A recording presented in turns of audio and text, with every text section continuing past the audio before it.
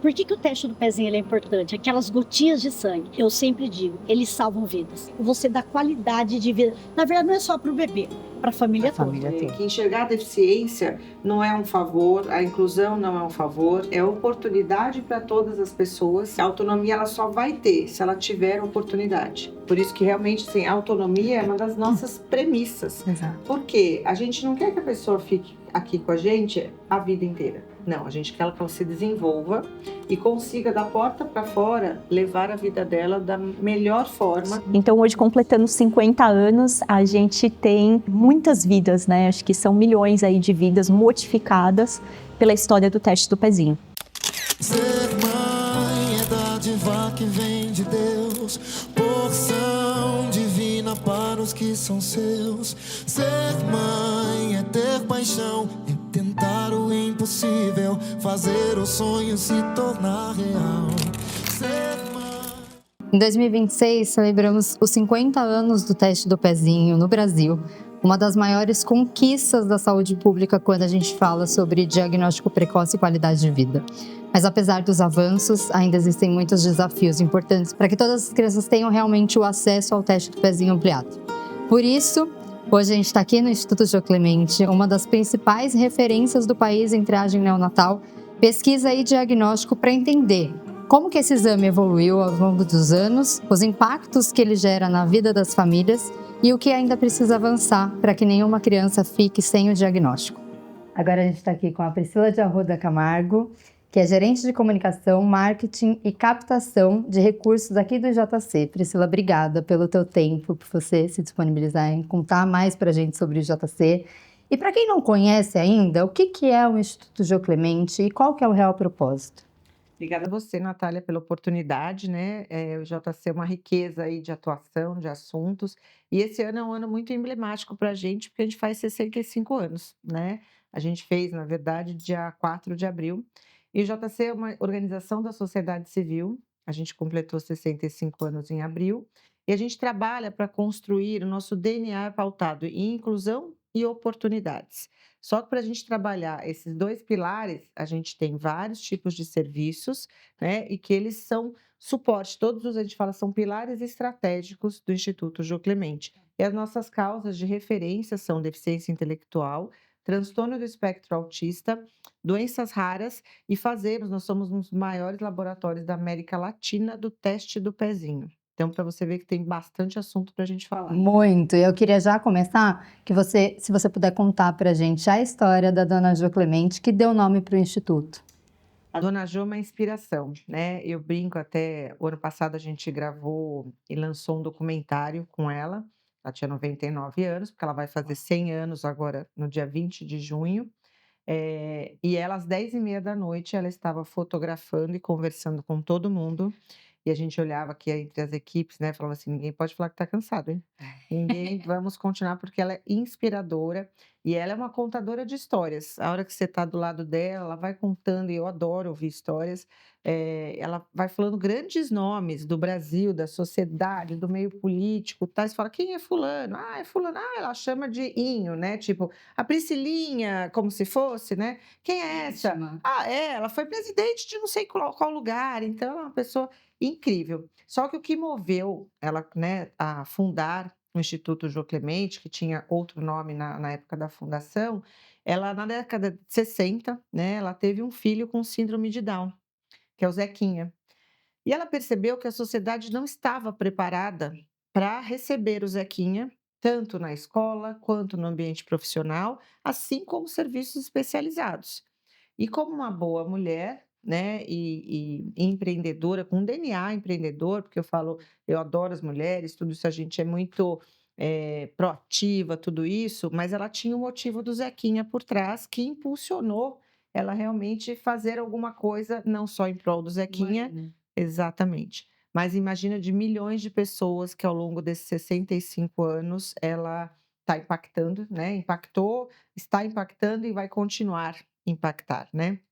Então ela foi buscar alternativas para tratamentos especializados, né, terapias, a parte toda de saúde, né, eu vou comentar um pouquinho depois com vocês os nossos 4 pilares que a gente trabalha, mas não adiantava ter só a saúde, né? saúde ia fazer as terapias e os tratamentos necessários. Mas e depois? O que que ele ia fazer? Ele precisava ter educação. A educação depois vai evoluir para o mercado profissional, né? E aí a gente já falei basicamente de 3 pilares nossos aí, só que ele precisa ter os direitos garantidos, né? Porque não é só o Zequinha, ela trabalhou em prol de uma sociedade, né? Não só do filho dela. E por último, não menos importante, a ciência e a inovação, o que que a gente vai trabalhar com ciência, com pesquisa aplicada, que a gente possa contribuir, seja para um diagnóstico precoce, para uma vida com mais qualidade, com mais oportunidade de futuro e principalmente com autonomia, né, para as pessoas não precisarem. Então, uma grande preocupação dela era assim: o Zequinha está aqui, e o dia que eu não estiver? Eu acho que essa é a maior preocupação de todas as mães que passam pelo Voz das Mães. E eu fiquei encantada Exatamente. quando eu vi o espaço de vocês, as pessoas adultas já podendo ver, presenciar como que é um quarto, uma casa, o que que eles podem fazer, tomarem banho sozinhos. É incrível o projeto. Por isso que realmente, assim, a autonomia é uma das nossas premissas. Porque a gente não quer que a pessoa fique aqui com a gente a vida inteira. Não, a gente quer que ela se desenvolva e consiga, da porta para fora, levar a vida dela da melhor forma. A gente tem um caso, já que você falou aí da parte do ambiente da vida diária, ou mesmo na mobilidade urbana, que teve uma das pessoas que a gente atende, que fez todo o treinamento da mobilidade urbana, que é sair daqui, saber pegar, passar na catraca, atravessar a rua, pegar o metrô, tudo isso. E ele falou: Nossa, não acredito, agora eu não preciso mais da minha mãe ficar do meu lado segurando o meu braço, né? E para ele, você fala assim, para a gente pode ser uma coisa corriqueira, mas para ele a autonomia, a gente nem imaginou o quanto ia ter de impacto, né? E ele contando, eu nunca vou traduzir realmente a real emoção, mas foi assim, todo mundo parou e falou: É isso. É E isso. para aquela família também, né, Priscila? Porque acho que esse medo das famílias de como vai ser o futuro. Às vezes a mãe pensa em ter um outro filho para que cuide dessa pessoa lá na frente. Então, ele ter essa autonomia é tão importante, né? E a gente sabe que, lógico, as coisas não estão resolvidas, né? A gente fala muito da Dona Jo como um legado e que tem muito trabalho. Ontem mesmo a gente estava conversando, até a nossa CEO falando, a gente precisa de apoio da nossa população, as pessoas precisam entender, e acho que isso também é uma premissa, que enxergar a deficiência não é um favor, a inclusão não é um favor, né? É oportunidade para todas as pessoas e a autonomia ela só vai ter se ela tiver oportunidade. E se ela tiver oportunidade, ela vai ter futuro. E se ela tiver futuro, ela vai ter autonomia, É né? tão bom ver essas pessoas na rua vivenciando o mundo, porque Como todos nós. exato, né? porque antes a gente via essas pessoas com deficiências trancadas dentro de um quarto e sem acesso. Então, é muito bom, né? É gratificante ver esse trabalho que vocês estão construindo também. Muito, muito mesmo. E essa é uma das vertentes também, né, da educação. Fala, puxa, mas por que que a educação especial, vocês não querem que as pessoas fiquem lá, elas vão estar mais confortáveis, né? Não, gente, a gente sabe que a gente tem muito a avançar, muito. Mas na escola regular, se ela tiver o apoio, né, vencer as barreiras, porque a gente fala, por exemplo, da deficiência física, o que que é vencer a barreira? É ter uma rampa, é ter um apoiador, isso você vence barreiras arquitetônicas. No caso da deficiência intelectual e autismo, você precisa preparar a sociedade, preparar os profissionais, preparar a escola. Isso é vencer barreira. Não é a pessoa que a gente tem que ir lá e isolar. Não, a gente que tem que se adequar, né? E aí ela vai ter uma vida comum como nós todos, né? Com os mesmos desafios e assim por diante. Exatamente. Como que vocês atuam? A gente atua com 4 pilares estratégicos, tá? O primeiro é prevenção e promoção da saúde, e que a gente fala aí que o nosso principal serviço realmente é o teste do pezinho, né? Esse ano também é um ano muito especial para a gente, porque ele completa 50 anos no Brasil. Então esse é o principal serviço de saúde. Mas a gente tem outros que também dão todo o suporte, também e muito interligados com o teste do pezinho, desde o ambulatório diagnóstico, a genética. A gente tem uma linha alimentar, que é a Divina Dieta, que é para uma das doenças identificadas no teste do pezinho, que é a fenilcetonúria, ou PKU, que muita gente fala também, e que as pessoas têm uma restrição de consumo proteico. né? Então tem um aminoácido que é a fenilalanina e que tem que ter uma restrição específica que não é igual à minha, não é igual à sua e é específica mesmo. E a gente produz esses alimentos numa pequena cozinha industrial e a gente oferece, a gente sempre vai em busca de patrocinadores desses vouchers que a gente dá para a população vulnerável para que eles possam comer de forma correta e desta forma eles não vão desenvolver deficiência intelectual e nem ter outras sequelas que prejudicam a qualidade de vida, né. Então, pra você ver, nunca muito raro alguém saber que o Instituto Jô Clemente tem uma linha alimentar Divina Exatamente. Dieta, né, que não tem nada a ver com fitness, nada disso, exatamente para uma das doenças do teste do pezinho.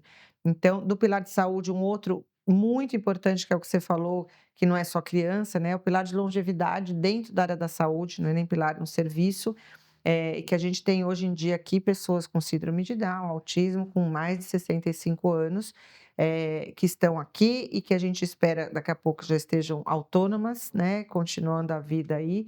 E é bárbaro, porque a gente fala longevidade acima dos 15 anos de idade. Por quê? Porque ela vai ingressar, né, na escola, no mercado profissional e levar a vida. E aí a gente trabalha várias formas de atividades, desde a parte artística, que a gente andando por lá fica encantado, Muito. né, pela área da inclusão, a parte da atividade física, porque faz, né, é um pilar de qualidade de vida também, mapeamento de perfil, ambiente da vida diária, porque a pessoa parece que assim, puxa, mas vocês construíram ali um apartamento, né, praticamente, esse apartamento é disputado aqui dentro, viu? Que ele vai aprender a arrumar a cama, sim, vai Parece aprender uma a coisa arrumar a tão cama. simples, né? Exatamente. E querendo ou não, até todo esse trabalho no ambiente da vida diária reflete também até no trabalho, né.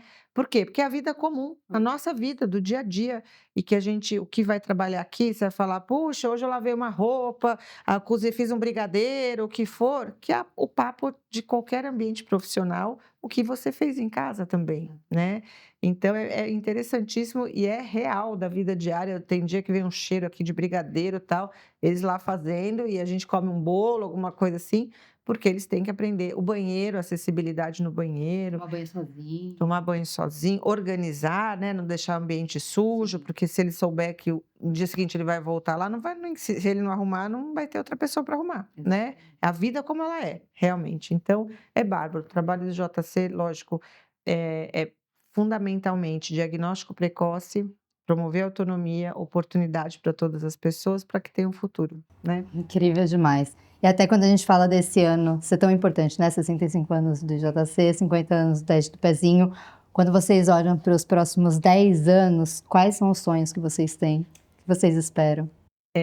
A gente às vezes se repete, mas é no intuito de reforçar, Com né, certeza. porque o nosso DNA é que a inclusão deixe de ser a exceção, né, e vire realmente algo natural na vida das pessoas, assim como eu posso usar óculos, eu posso, ter uma deficiência nas mãos, alguma coisa assim, a pessoa pode ter uma deficiência intelectual, ser uma pessoa autista, que seja natural, né, e não encarado como uma forma, não, ele deixa de lado, coloca num outro ambiente. A inclusão tem que ser, primeira coisa, pauta natural de toda a sociedade, né.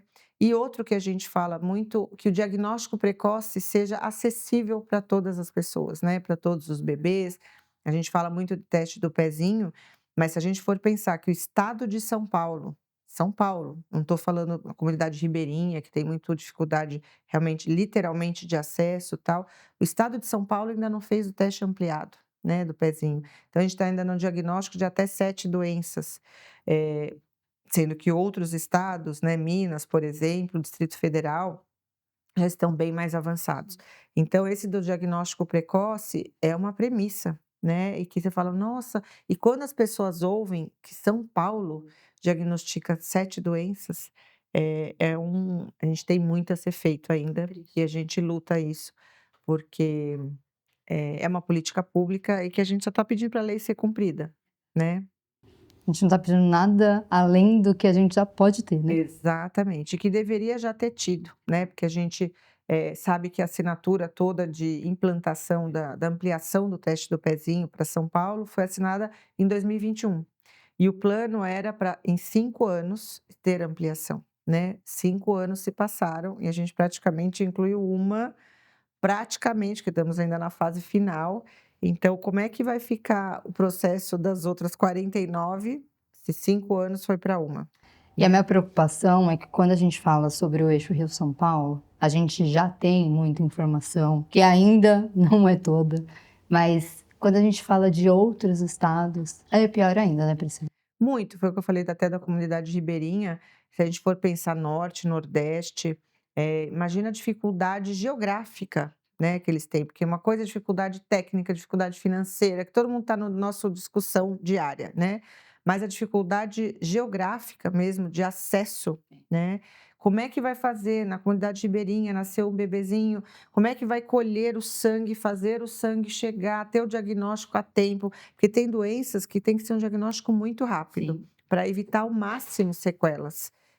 Então, a gente também está conversando bastante com, né, esferas, desde a esfera federal, como que a gente pode ajudar, principalmente nessas localidades que tem a questão geográfica envolvida, como que a gente ganha celeridade na implantação, né, e fidedignidade também no diagnóstico, porque a logística do teste do pezinho é sempre um desafio, né? A gente fala cidade de São Paulo, que a gente diagnostica cerca de 55 doenças, parece, cidade de São Paulo. Cidade de São Paulo é maior que muitas cidades da Europa e do mundo, né? É uma logística gigante. Um dos nossos desafios, inclusive, é reduzir o nosso custo logístico, né, para conseguir atender mais e mais a população, mas o custo logístico existe, né? Quando a gente, o ano passado foi assinada uma portaria aqui no Instituto mesmo sobre o teste do pezinho, era de incluir os Correios como um facilitador da logística do teste do pezinho, e estamos nesse desenvolvimento ainda, porque ia ser realmente muito bom. Exatamente. Então, a gente está, já faz um ano, foi 25 ou 26 de junho do ano passado, estamos aí, né, para completar um ano que assinou essa portaria, mas que ainda não conseguimos colocar em prática. Mas se a gente for fazer um comparativo aí com 5 anos que implantamos uma doença a mais, do ano passado para agora, a gente até já evoluiu bastante, principalmente para Norte e Nordeste. Ai, que ótimo. Então, se Deus quiser, em breve a gente vai ter boas notícias aí. Priscila, e quando vocês olham para essas duas histórias, né? 65 anos do Instituto Gil Clemente e também 50 anos do teste do pezinho no Brasil, o que essas trajetórias, elas nos ensinam sobre o valor do diagnóstico precoce e da inclusão? Eu gosto muito de uma frase que a gente fala internamente aqui, que o diagnóstico precoce, seja por meio do teste do pezinho, ou pelo diagnóstico da pessoa autista, tal, ele pode salvar futuros, né? E a inclusão, ela vai dar significado a esses futuros, né? Significado e oportunidade. Então, aí que a gente fala 4 áreas de atuação realmente que se complementam e que sedimentam todo um futuro de quantas pessoas, né? De milhões de pessoas.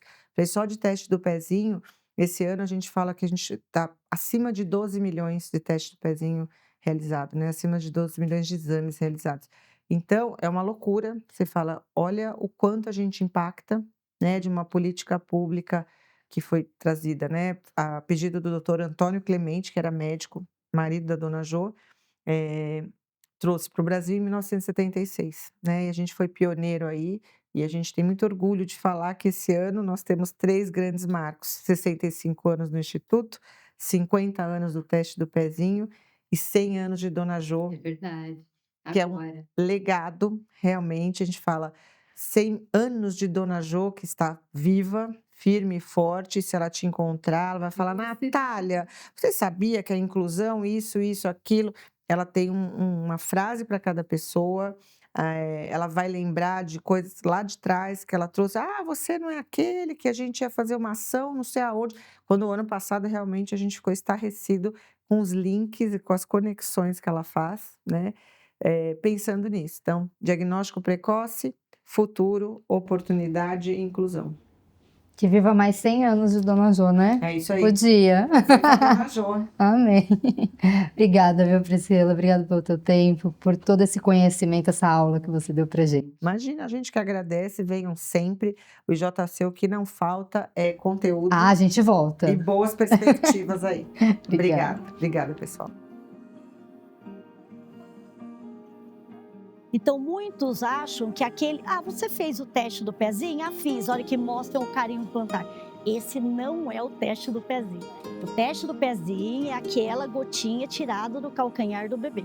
Bom, agora eu estou aqui com a Gisele Hayashi, que é coordenadora do Laboratório de Serviços de Referência em Triagem Neonatal, aqui no Instituto João Clemente. Gisele, obrigada pelo seu tempo. Eu que agradeço. Muitas famílias fazem o teste do pezinho ainda no hospital sem imaginar o que acontece depois, né? Isso. Quando é coletado aquelas gotinhas de sangue que as pessoas acham que é só o carimbo que ali aparece no braço do pai e da mãe. Para onde que vem? O que acontece depois? Ela vem para o laboratório, o que acontece depois disso? Então, após as 48 horas de vida, por que o teste do pezinho é importante? Aquelas gotinhas de sangue, eu sempre digo, eles salvam vidas. Então, quando ele é colhido lá na maternidade ou no posto, ele é encaminhado aqui para o laboratório do Instituto João Clemente, ele é processado. E onde está essa importância? Eu tenho os analistas que liberam esses resultados. Tá. Então, é a hora que a gente vai verificar casos suspeitos, tá? Porque nós estamos falando de uma triagem neonatal. Quantos testes já são processados aqui atualmente? Olha, em 2025, ano passado, foram mais de 311 mil bebês triados, tá? Só aqui a nossa área de abrangência no estado de São Paulo é 68% do estado de São Paulo encaminham o teste do pezinho aqui para o laboratório de JC, do Instituto. Então, foram mais de 311 mil bebês triados e mais de 2,5 milhões de testes realizados. Você, como pessoa, CPF, qual que é teu sentimento em saber que vocês estão conseguindo ampliar, ter essa visibilidade, também ter tantos processos dessa triagem neonatal? Bom, eu sou suspeita em dizer, o ano passado eu completei mais de 30 anos só dentro do laboratório do Instituto João Clemente, isso. Então é assim, quando você consegue ver o resultado, que aquelas gotinhas, aquilo que você processou, aquilo que você conseguiu chegar no horário, no tempo oportuno para fazer o confirmatório, para fazer o diagnóstico e trazer a criança ali, introduzir o tratamento e ver a qualidade de vida. Por isso que eu falo, as gotinhas de sangue, eles salvam vidas. Sim. Então, assim, não tenho o que dizer disso daí. Eu sou suspeita, né, pelo tempo que eu já trabalho com isso. Eu imagino. E qual que é a responsabilidade do laboratório em fazer essa triagem neonatal?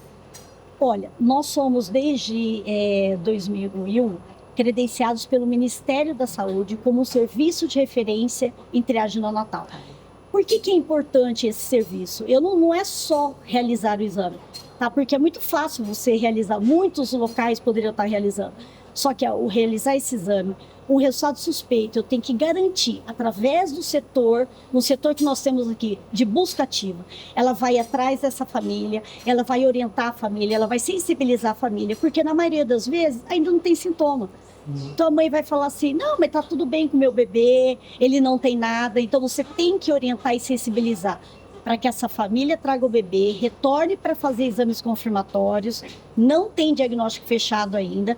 Se mantiver aqueles resultados alterados, eu faço encaminhamento para um centro de referência, dependendo da patologia, né, da doença, para médicos especialistas. Só eles é que podem falar se o bebê tem ou não a doença. Entendi. E qual que é a diferença de um diagnóstico precoce?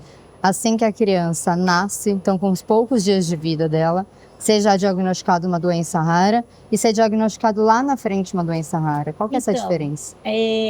Quando você consegue introduzir, fazer o diagnóstico, né, desde a triagem, os casos suspeitos, confirmatório, introduzir em tempo oportuno o tratamento, você dá qualidade de vida para essas crianças. Sim. Quando passa do tempo, você pode ter sequelas, muitas delas irreversíveis.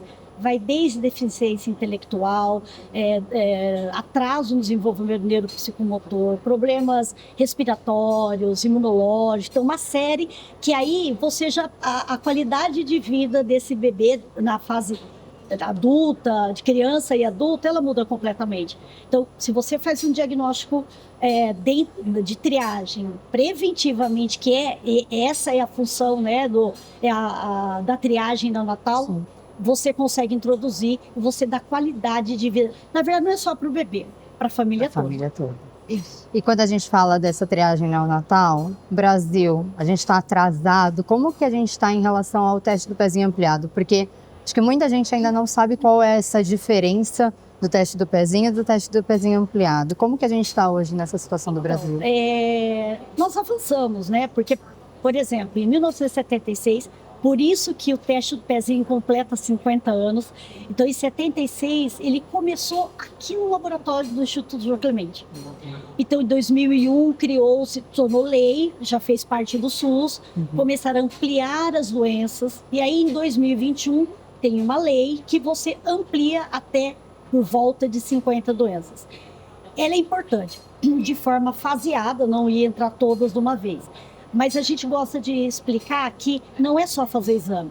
Então, você tem que garantir toda a linha de cuidado do bebê, inclusive o que a gente chama de PCDT, que é um protocolo clínico de diretriz terapêutica, para que todos consigam fazer o acompanhamento, tem que ter uma diretriz e tenha para todas as doenças as medicações. Então, não é simplesmente, né? Muitos perguntam, mas por que não ampliou ainda? Não é só fazer o exame. Se for só realizar o exame, eu tenho capacidade para fazer muito mais. O problema é que a dificuldade maior é que você tem que garantir a linha de cuidado desse bebê, porque ele vai ser daqui e por toda a vida. Isso é muito importante ser falado, porque eu falo que a gente tem que ouvir os dois lados, né? A gente, como população, a gente está pedindo o teste do pezinho ampliado, mas também a gente tem que entender o que está acontecendo para não ter até agora, né? E aí também brigar pelos direitos que a gente Natália, sabe que é lei. A nossa luta é assim, a gente tem que garantir não só a linha de cuidado, como os medicamentos. Tá? Isso é muito importante. Então, isso é muito importante. Não adianta eu fazer o diagnóstico e você não tiver acesso a isso. Exatamente. Tá? Então, a luta de todos os serviços, principalmente de JC, é por isso. Precisa estar no SUS as fórmulas e os medicamentos para todas as doenças que vão ser ampliadas daqui para frente. Sim, Gisele. Com responsabilidade. Importantíssimo. Gisele, tem algum mito ou alguma desinformação sobre o teste do pezinho que você acha importante a gente falar? Tem. Eu acho que hoje o maior mito, que a gente até comentou, é o carimbo plantar.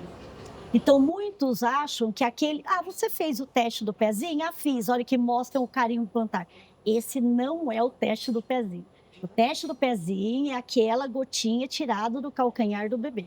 Que todo mundo acha que é só aquele carimbinho. O carimbo não tem nada a ver com o teste do pezinho. Exato. Essa eu acho que é a maior desinformação e que a gente tem que tirar esse mito. Exatamente. E o que acontece? A criança recebeu uma alteração no resultado do exame dela. O que acontece depois disso?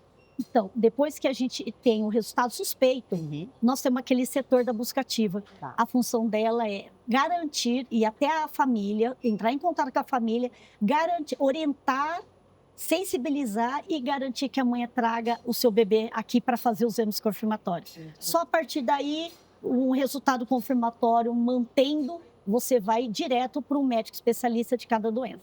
Gisele, muito obrigada pelo teu tempo, Eu que por todas agradeço. essas informações.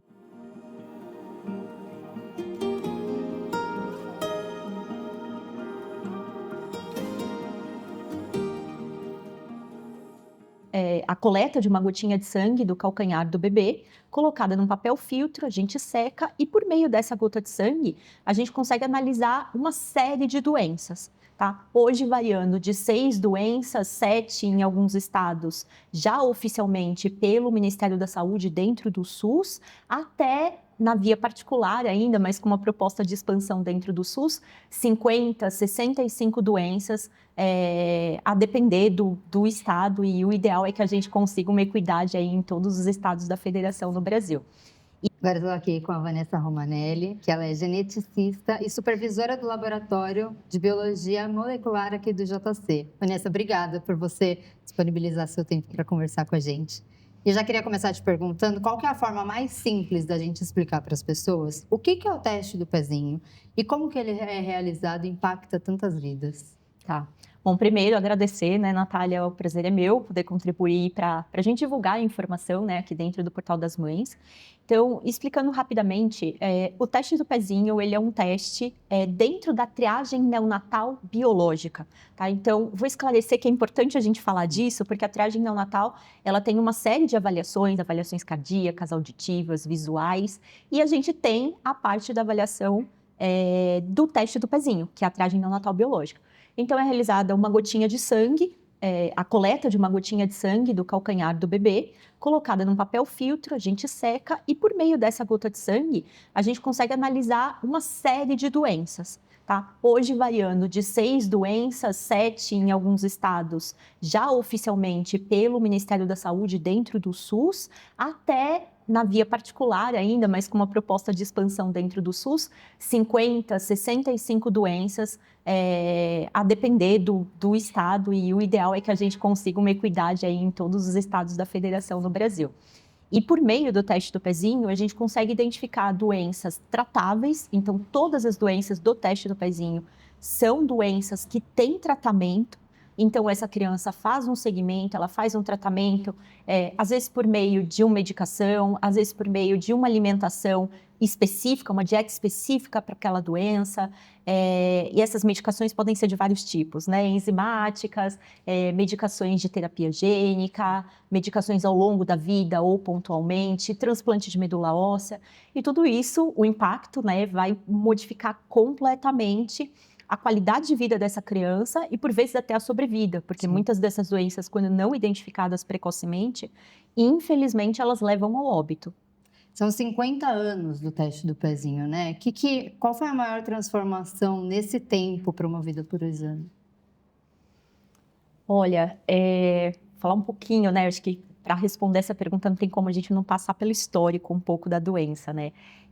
A primeira doença que a gente teve triada aqui no Brasil foi a fenilcetonúria em 1976. E acho que é muito gostoso também trazer um histórico assim do Instituto Jô Clemente dentro disso, porque a mãe, né, quem fundou o Instituto Jô Clemente, a dona Jô Clemente, ela teve uma criança com uma condição genética, né? E ela decidiu fundar essa instituição e o marido dela convidou o Dr. Benjamin Schmidt para trazer a fenilcetonúria para o Brasil, né? Então, por meio de todo esse convite, essa articulação, a gente trouxe o teste do pezinho para o Brasil, né? Com a primeira doença que foi a fenilcetonúria. E aí, desde então, as doenças foram consecutivamente implementadas, né, no Brasil como um todo, até que em 2001 a gente teve, de fato, a primeira lei para o teste do pezinho enquanto programa de triagem. Por que isso é tão importante, Natália? Porque o teste do pezinho, ele não é só um diagnóstico, ele não é só um exame. Não faz sentido a gente fazer o exame sem dar uma conduta de segmento, de tratamento especializado para essa criança. Então, enquanto programa de triagem neonatal, você diagnostica, né, você faz a triagem, você confirma esse resultado de triagem, você encaminha essa criança para um centro especializado e tem toda a rede de apoio e tratamento para a condição identificada naquela criança. Então, hoje, completando 50 anos, a gente tem muitas vidas, né? Acho que são milhões aí de vidas modificadas pela história do teste do pezinho. Eu percebo que você se emociona ao falar sobre isso. E você foi diagnosticada com AMI, né? Você foi diagnosticada antes, não tinha ainda teste do pezinho? Eu ia falar isso. Eu fui diagnosticada não pelo teste do pezinho, infelizmente, naquela época. Então, sim, é muito significativo você saber que hoje a AMI, né, atrofia muscular espinhal 5Q, né, são vários tipos de AMI, então eu faço questão de enfatizar isso. Ela tem a possibilidade de estar dentro do teste do pezinho e, com isso, as crianças serem diagnosticadas de forma precoce. Né? Infelizmente, quando eu nasci, né, eu sou de 85, o gene da doença que causa, né, quando alterado, a atrofia muscular espinhal, ele foi descoberto só em 95. Né? Então, até então, você não tinha nem meios de diagnosticar geneticamente essa doença. Ela era diagnosticada de forma clínica. E hoje, com todo o avanço, né, da ciência, da medicina, da tecnologia, a gente consegue fazer esse diagnóstico precoce, né, e as crianças têm outra qualidade de vida. E só para fechar esse ponto, a lei federal, né, de 2021, que é a 14.154, ela prevê a expansão do teste do pezinho no SUS, como eu mencionei anteriormente, e a AMI é uma das doenças que está prevista para ser implementada. Ela está na última fase dessa implementação, a gente ainda aguarda alguns deferimentos do Ministério da Saúde, mas a gente tem essa previsão super importante e dentro do JC a gente já tem resultados de um projeto piloto que mostrou a eficácia, né, dessa triagem para a sobrevida e qualidade de vida desses pacientes. Foi inclusive um projeto que você criou, né? Como que foi esse resultado desse projeto? Tá. Bom, esse projeto foi uma iniciativa do JC, eu fiz a coordenação desse projeto enquanto pesquisadora aqui da instituição, e foi um projeto, assim, o nosso objetivo principal, de fato, foi levantar indicadores, principalmente aqueles indicadores de interesse para o programa de triagem neonatal e de interesse para o gestor público de saúde. Porque a gente não tinha esses dados até então levantados no Brasil, enquanto internacionalmente muitos países já tinham levantado esse tipo de dado, e são dados importantes para aquele gestor, para ele ver que a gente consegue identificar a doença num tempo robusto o suficiente para que essa doença não evolua e você possa fazer a provisão do tratamento adequado. Então, a gente mediu todos os tempos da coleta do teste do pezinho, em quanto tempo a gente liberava o resultado de triagem, em quanto tempo essa criança tinha um diagnóstico confirmado, em quanto tempo essa criança era encaminhada para um centro especializado e quais eram os caminhos para essa criança ser encaminhada para o centro especializado. Então, por meio do projeto, a gente criou isso também, em colaboração com a Secretaria de Saúde do Estado de São Paulo, a Secretaria de Saúde do município de São Paulo e 7 centros médicos especializados no tratamento da AME. Então, esse é um ponto fundamental, né? Então, a gente já deixou tudo certinho, estruturado. Sim. E a nossa grande expectativa é que esses dados, eles possam ajudar, possam servir como modelos para a implementação em outros estados do Brasil que ainda não realizaram e não realizam, né, a triagem da AME. E trazer também informação, né? Eu sinto muito quando a gente sai do eixo Rio-São Paulo, quando a gente vai para mais longe, existe muita pouca informação ainda, né? O que você acha que precisa ser feito para mudar essa parte de informação? Olha, uma coisa que eu vejo que foi extremamente importante para esse projeto foi realmente a parceria com a Secretaria de Saúde do Estado, porque por meio dela a gente conseguiu a articulação desses 7 centros especializados, né? E esses 7 centros especializados já eram centros que, por meio de uma portaria estadual, eles já eram consolidados como grupos especializados em atrofia muscular espinhal. Então, eu vejo como muito positivo a gente pensar nisso para outros estados, para que a gente tenha em cada estado da federação um grupo de médicos especializados que tenham alcance até em regiões mais remotas do estado, né? Porque a gente sabe que muitas vezes o paciente ele tem que viajar horas, né? E aí a gente está falando de um bebezinho que ele pode ter uma AME grave já avançada, apesar da triagem neonatal, e né, sofrer ali naquelas condições de deslocamento muito distantes. Então, por meio desse apoio, né, de grupos especializados que a gente possa capacitar em outros estados, a gente pode favorecer o acesso desses pacientes. Né? E outra coisa, né, que não foi específica desse projeto, mas que eu acho que é muito válida, é o avanço também e as discussões para a implementação de telemedicina. Sim. Né? A gente sabe que muitas vezes esses pacientes eles precisam de um suporte presencial, muitas vezes até mesmo de intervenções hospitalares, médicas, mas a telemedicina ela pode ajudar muito com a celeridade do tratamento, né, do diagnóstico desses pacientes. Sim. Então, eu acho que são coisas muito importantes. Felizmente aqui, nesse projeto piloto, por exemplo, eu não mencionei, então acho que vale mencionar, a gente triou mais de 194 mil crianças do município de São Paulo, majoritariamente, e também do estado de São Paulo, em colaboração com outros 2 centros de triagem que a gente tem no estado. E a gente identificou 14 bebezinhos com AME que foram tratados por meio dos protocolos hoje já inseridos dentro do Ministério da Saúde, né? Os PCDTs, que provêm esses medicamentos pelo SUS. E esses pacientes, né, por meio dessa articulação, dessa rede de todos os centros que a gente fez da parceria, eles tinham um acesso mais próximo da residência a qual aquela criança mora.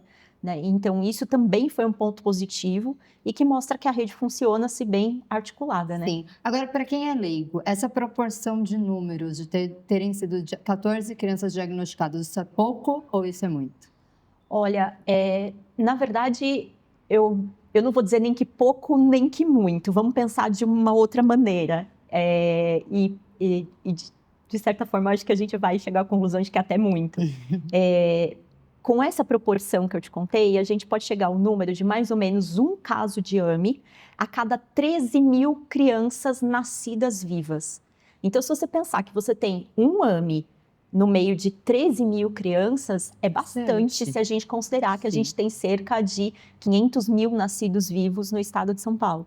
Então, numa conta rápida, isso significaria que quando a triagem for implementada, né, e vamos fazer votos, fazer todas as articulações para que isso realmente seja verdade, em breve, enquanto política pública, programa efetivo dentro do Estado, a gente teria, com a triagem neonatal, 36 novos casos diagnosticados por AME ao ano, né? Isso é muita coisa. É muita coisa. A gente fala que doença rara é rara, né, por conta daquela questão de, não pode passar de 1 a cada 2 mil casos para ser considerada rara.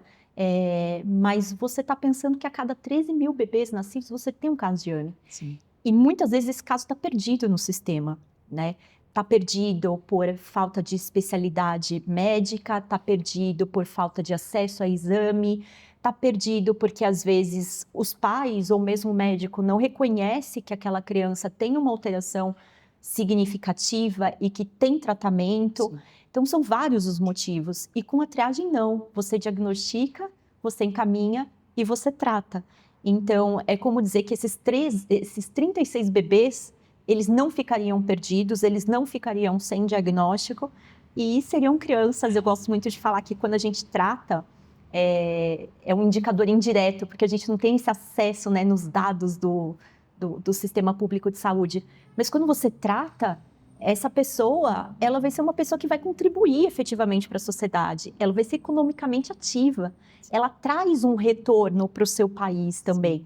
Ela paga impostos, ela tem imposto de renda, então ela contribui também para o crescimento da sociedade, do PIB, se a gente puder falar assim, né?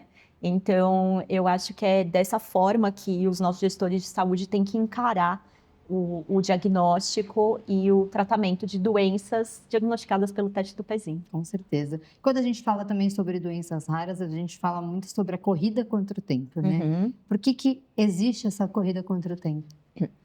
Então, o teste do pezinho, né? Não vou ficar só na AME, mas o teste do pezinho, ele diagnostica muitas doenças que realmente elas podem ir ao óbito, às vezes até antes dos 2 anos de idade, tá?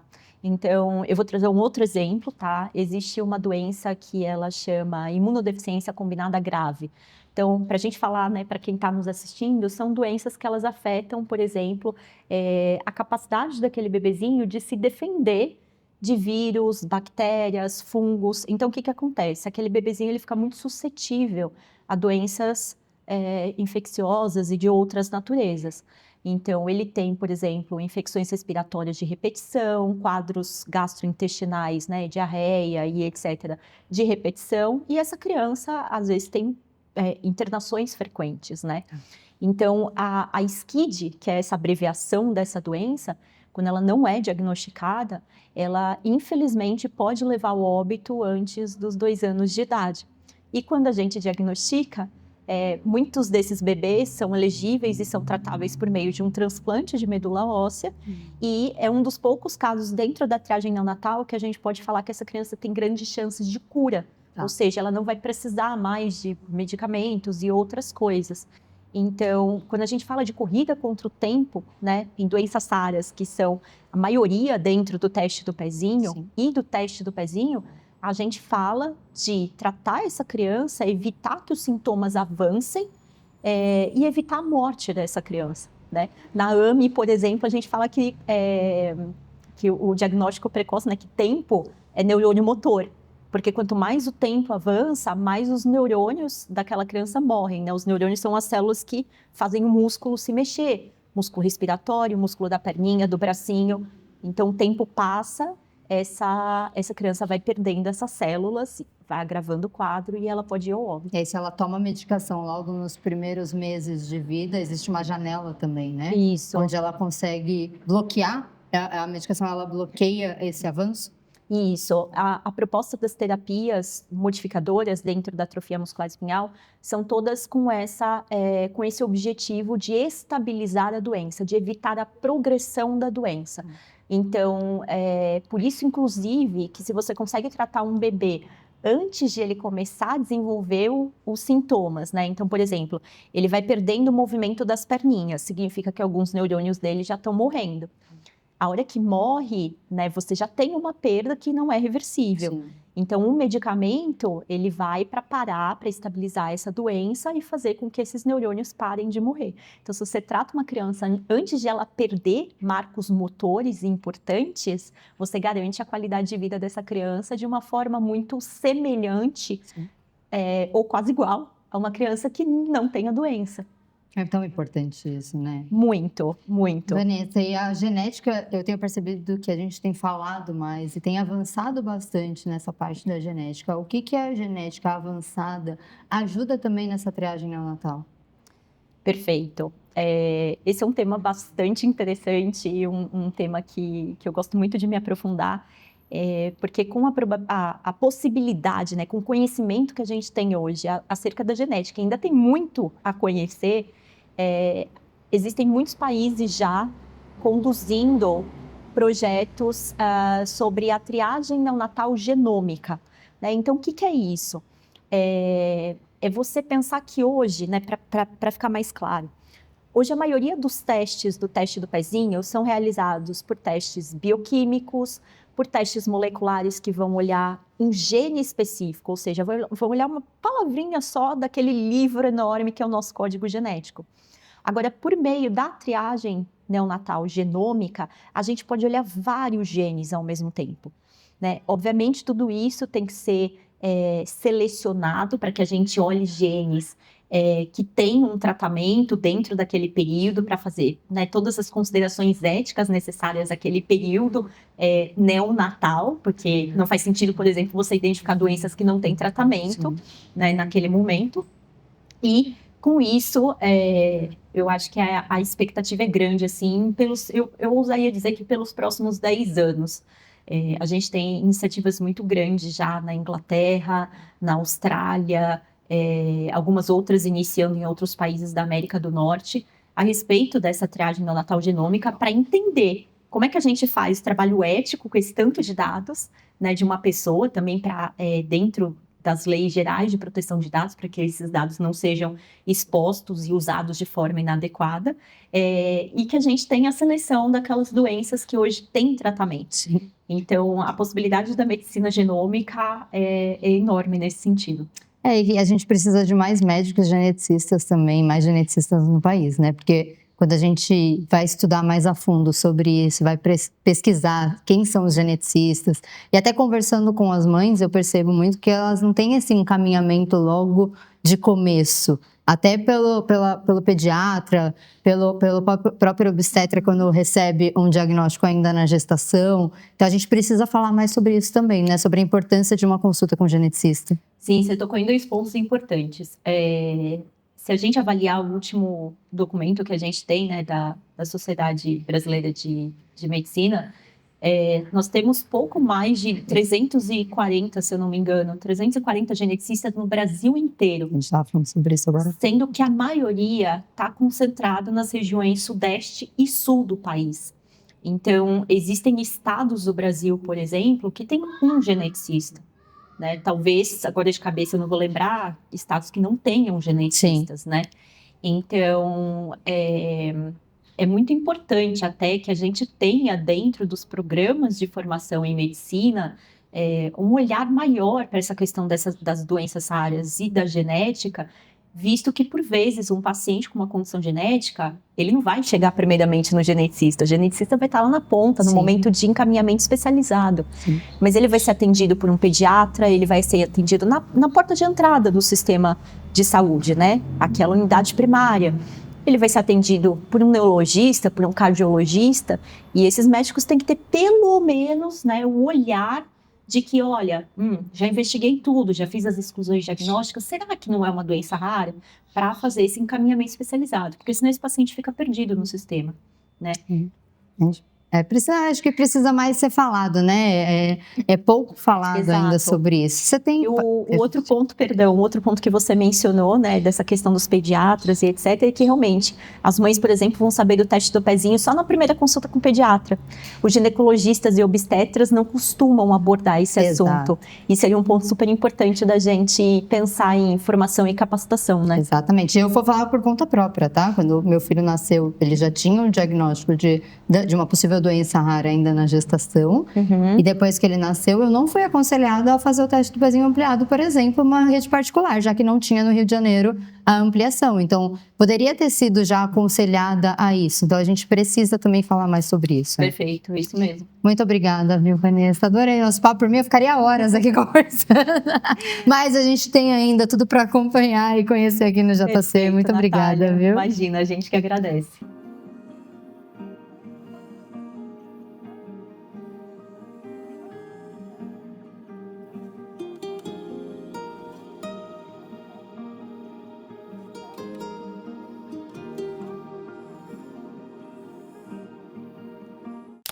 Ser mãe é dádiva que vem de Deus, porção divina para os que são seus. Ser mãe é ter paixão, é tentar o impossível, fazer o sonho se tornar real.